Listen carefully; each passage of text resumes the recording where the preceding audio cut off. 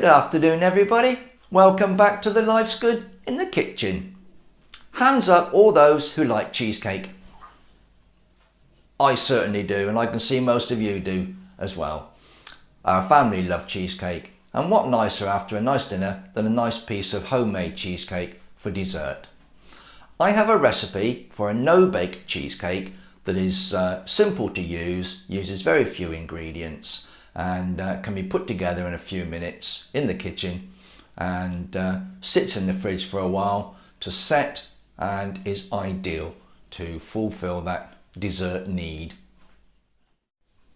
Well, these are the ingredients you need to make this no-bake cheesecake. The base is made from biscuits, and because I'm making a lemon and ginger cheesecake, I'm using ginger biscuits, or in America you'd call them cookies. A nice strong ginger cookie, nice strong ginger biscuit, ideal for the base. And you're going to need some unsalted butter. I've got 2 ounces of unsalted butter there. That's about 50 grams unsalted butter.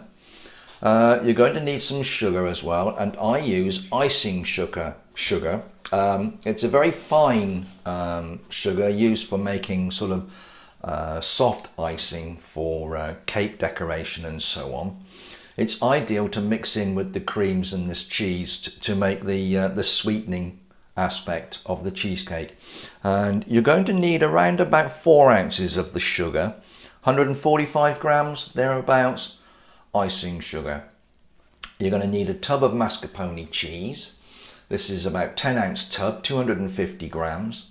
Mascarpone cheese. You can actually use other cream cheeses if you wish. I know there are other cheeses on the market that people like to use for their various recipes at home. I find mascarpone is particularly good in a cheesecake because it's already quite sweet. It is a dessert cheese in effect, and is ideal for making the cheesecake base, rather the topping. You're going to need some double cream or thick cream that you're going to whip up. So this is 300 mils. That's just about, or maybe just over, just about a half a pint of the double cream.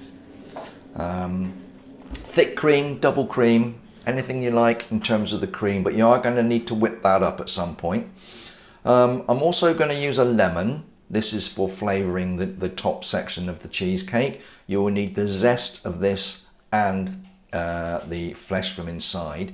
Now, ideally, when you select a lemon for this, you want to be using unwaxed lemons. You don't really want to be grating wax into your cheesecake. It's not particularly nice. I don't think it would harm you, but a lot of the lemons you buy in supermarkets and shops and grocers and so on, they are waxed. It helps keep them looking shiny and stops them from deteriorating quickly.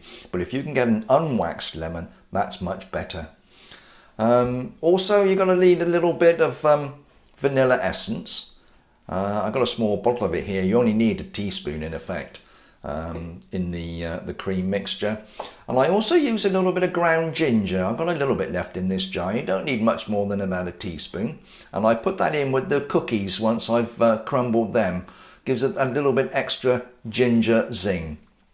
And all of these ingredients are going to get put together, and you will need something like a cake tin, baking tin of some kind, to assemble this in. And this particular one has a removable base, and that removable base I've covered in greaseproof or cooking or baking paper. Greaseproof paper, baking parchment, there's lots of different names for this. But that paper is lining that base. So once you've assembled your ingredients, all you need to do is to put them together. And that's all quite straightforward. So I'll show you how we do that. Well, the first thing you're going to need to do, guys, is to grease your pan, including the paper on the base. So I'll just rub a little bit of margarine on there. You just don't want anything sticking, and it would ruin the cake when you take it out. So just do that. I've got a little bit tub of margarine now. I'm just greasing the sides all around here. You don't have to go the whole depth of this tin. This is quite a deep tin, this one. So about 3 inches deep. It's only the sort of bottom inch to 2 inches it's going to get used. But I find this one with the removable base ideal because it's easy to press the cheesecake out after it's set. So we've just greased that pan just like that, and we can set that to one side. Next thing we need to do is to crumb our biscuits. Well, I like to use my little food processor for this, guys. It makes things a lot easier. It's just got a blade attachment inside here. Everything's assembled correctly. I will need to put the lid on, otherwise it won't work. And all I do is to take my biscuits and break them into smaller pieces and put them in this processor for the purpose of whizzing them into biscuit crumbs.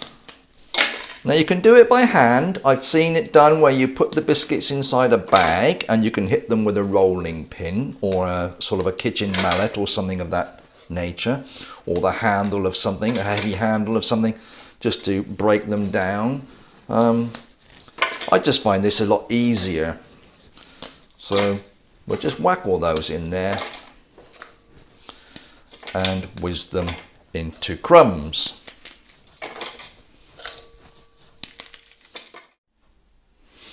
Now just before I switch the processor on, I've got my ground ginger powder, and we need about a teaspoon or so. There's not much left in the bottom of this. In fact, I'm just going to put all of this in. It's just the last remains of ground ginger powder. And that gives it that little extra ginger zing with these ginger biscuits. There we go. That's in there as well now, guys. So we can whiz this up and make our crumbs. It's a bit noisy, and I'll switch it on, I'll turn you off, and then bring you back when it's finished whizzing.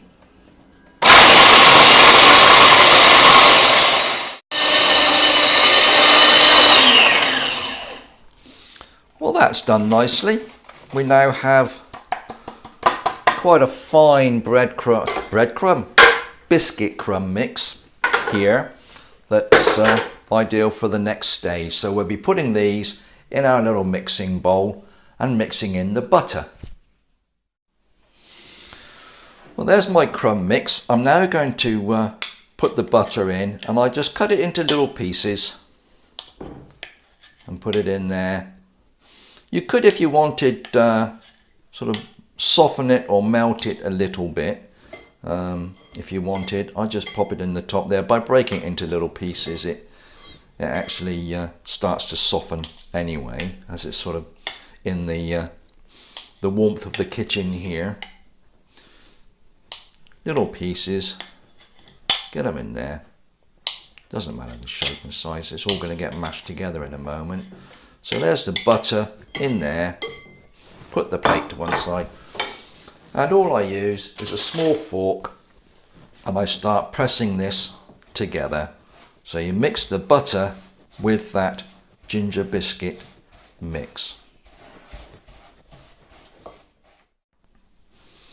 Well, the crumbs and the butter are now well mixed, so it's a slightly damp, crumbly mixture, and what we're going to do now is to decant that into this tin. As I said, it's been greased, it's got the grease-proof paper in the bottom, and we just tip all these in, just like that, and spread them around the bottom of this tin, nice and even, with a spoon. I just got this little spoon I use in the kitchen. It's ideal. Anything you've got really that you need or you like to use to spread and press these sort of things together. I just find this spoon so very convenient. I'm hoping you can see what I'm doing here. I'm just pressing it together, pressing it down nice and firm in the bottom of this tin. Now these biscuit crumbs mixed with the butter, these are the base. This is the base of the cheesecake. And with the extra ginger added, it's a lovely gingery base for your cheesecake. And once it's set, stays quite firm and is a great support for the the cream and cheese mixture that's going to sit on top. You just need to keep pressing this down, pressing and smoothing it out. I run the spoon around here, smoothing any lumps and bumps, get it all down, nice and firm, no big holes, no air pockets, nice and firm. There we go, that's looking very good. I'm happy with that. I'll lift this up so you can see that is now the biscuit crumb with butter pressed into the bottom of that pan. What I do now is to place this in the fridge and let it set. It doesn't take long, just to chill it and let it set. And whilst this is chilling in the fridge, you can go ahead and make your cheese and cream mixture to go on top. So that's what we're going to do next, in the fridge with the base.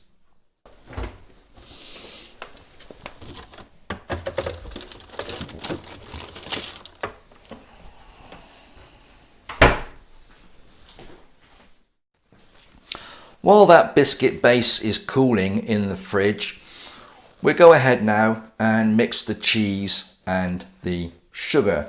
Now I've got about 10 ounces of cheese. It's a 250 gram tub of mascarpone. And all I do is to take all of this and put it into a bowl. It is moist. Don't be worried if you do find some moisture on it, that's normal. It does secrete a little bit sometimes in these pots. That doesn't matter. Now mascarpone is quite a sweet cheese already. Some of the other cheeses, cream cheeses, may not be. So you may find you need to add a little more sweetener if you don't find it sweet enough once the cheesecake is complete. But 10 ounces or 250 grams of mascarpone. I've got 150 grams. Which that's equating to, I'll just do the conversion, that's about 5 ounces of sugar. And you're mixing this sugar with the cheese. I do it in stages. I put a bit in and I start to mix it together with the fork. It's easier with the fork, I find, rather than a spoon. You just keep pressing it all until the cheese and the sugar combine. That's the cheese and sugar combined. It's just a nice soft squidgy mix, and smells slightly cheesy, but not like a strong cheddar cheese type smell. It's just got that slight cheesiness about it. And that is now ready to have the rest of the ingredients added. Now what we'll do is put that to one side, and we're going to tackle the cream. For the cream, all you do is pour it into your little mixing bowl, whisking bowl. Now this is quite a thick cream, and you will find sometimes you get thick congealed parts of the cream on the side. You may have to spoon them off and get them in with the rest of the cream here. I think that'll be okay. And you can use a hand whisk, but I actually use a electric whisk for this. Just to get all that cream off of that spoon. And you're going to whip this together until it's thick and fluffy. Bit like whipping cream. I know people use whipping cream, but any cream, if you whip it long enough, it will thicken up. So we're going to do that with this.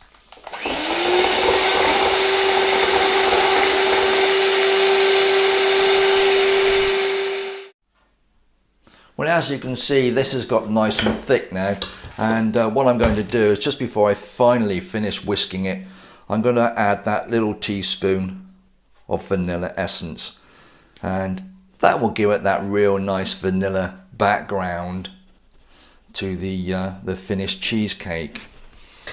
So a teaspoon approximately of the vanilla essence, just a final whisk, get that in.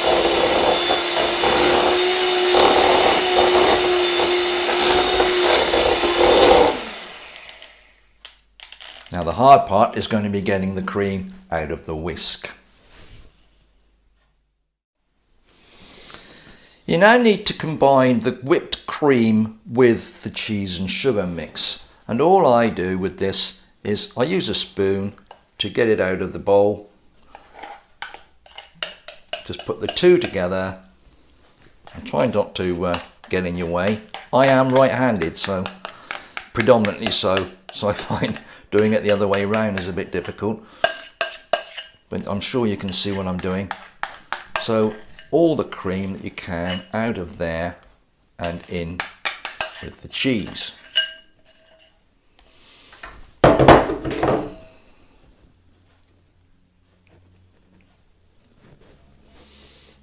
Now you need to combine the two, and I don't use a spoon for this.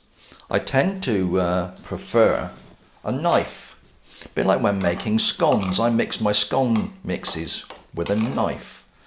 It does sort of tends to keep it light and airy, whereas if you use a spoon or a fork or something like that, it tends to combine it too tight or too solid. I find it loses its softness. So the knife, folding everything together, is my preferred way of doing this.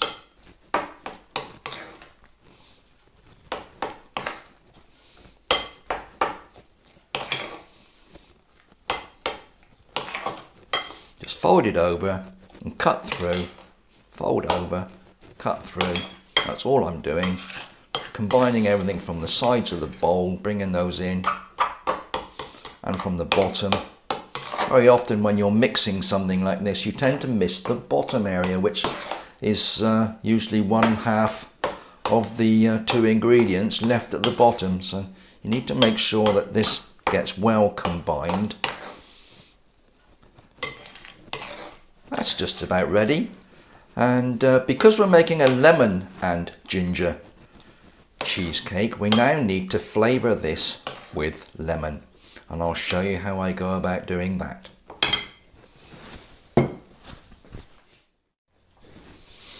I have this little grater. It's got various grades of grating hole on here. You need the fine one, a very fine grating surface, and you're going to grate the rind of this. Now I have cleansed this, I washed it earlier.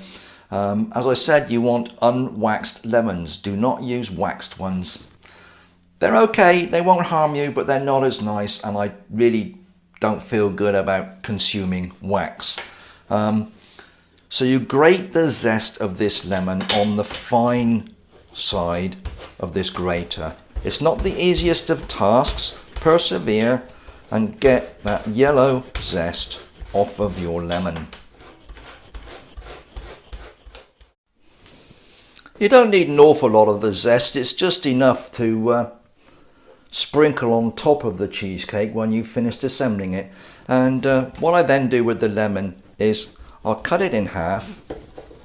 As you can see, it's very juicy, this, and quarter it.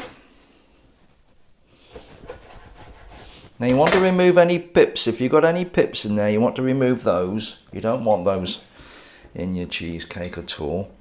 And it's a bit fiddly, this, but what I try and do is to cut that flesh. There's another pip, we don't want that one. I take the flesh out of this. There's a lot more pips in there, look. So we just take all the flesh out of here, put that to one side. There's a few more pips, we don't want those. So you just want the flesh and not the skin, and you certainly don't want the pips. So we're taking all of those out. That's 1/4. I'm just scraping it off with my knife. Don't worry about your knife skills, guys, just however which way you can do this. Just scrape it, rub it, scrape it, pull it, any which way. Get that flesh off of that skin there. That'll do for that one. There's a couple more pips in here, we don't want those. Well, I've got all the flesh out of the lemon segments. I'm just cutting it up with the knife, making it just very fine. It's very juicy, very finely diced. And I am going to put this on top of this cheese and cream mixture now. All the juice, all that flesh going into that mixture. I'm obscuring your view with the chopping board, guys. Sorry about that. But yeah, you can see what I'm doing. I'm scraping that off. We don't want that out. That's gone. And that lemon flesh and juice is now in this mix. So using the knife again, combine the ingredients. It smells really citrusy now. This smells absolutely gorgeous. So you want a nice creamy mix with the lemon in. Fold it all together. Make sure you're getting everything together there. Well, we've now retrieved the biscuit base from the fridge. It is nice and firm, and we now have to decant this cream and cheese mixture on top of that. And I like using this flexible spatula. Not sure what the correct name is for this, but this little pink scraper is ideal for removing this mix from this bowl. Now if I just get in behind it, it's a bit sticky, it's sticking to the bowl. It's still quite firm, even though we put quite a bit of lemon in this. It hasn't sort of weakened the texture at all. It's still quite a firm mix. And once this goes in the fridge for a while, it will firm up. Right, so I got pretty well everything out of there. I'm going to start pressing this down, and you just need to press it down gently, going round in a circle. Keep pressing it down, smoothing it out, making sure you've got no air pockets. Keep smoothing it down, pressing it down, smoothing it around, getting it all into the bottom. And what the effect you're wanting is just a smooth, flat surface on the top of this cheesecake.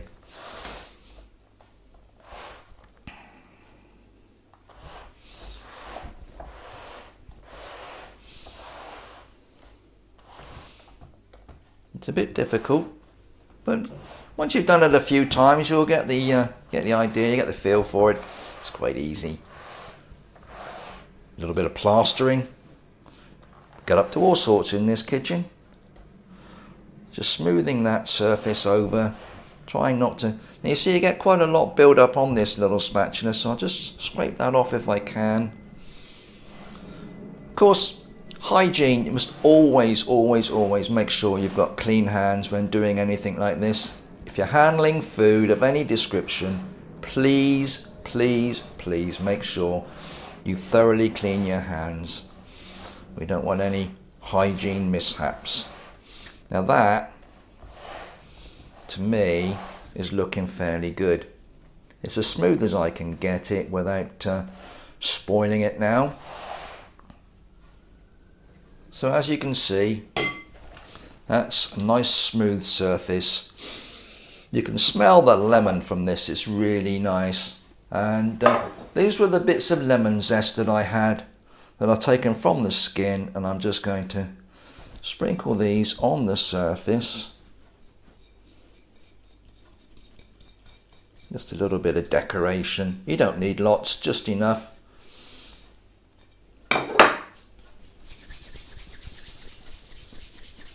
If you wanted to, because this is lemon and ginger, when you serve it you could always put a little lemon drizzle on the top or something. That might be a nice thing to do. But that is now, to all intents and purposes, a complete cheesecake, and I'm going to pop that back in the fridge and let that set.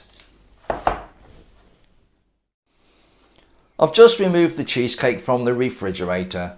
It's looking pretty good. It's fairly firm, so it's set quite well. And I'm now going to remove it from the cake tin. In order to get the cake out of the tin, guys, I just use a large mug.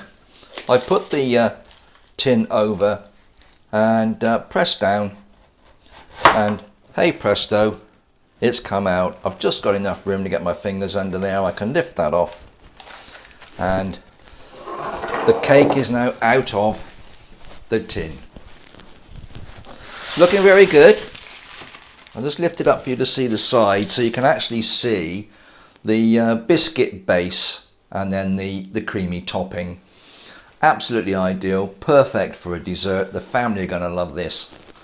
And tricky part now would be to get that onto a plate. Now I do have a plate here, and I just find by using a knife under the cake, I slide it off onto the plate, and that's where it can stay to be sliced up and served. And here's my cheesecake presented on a plate.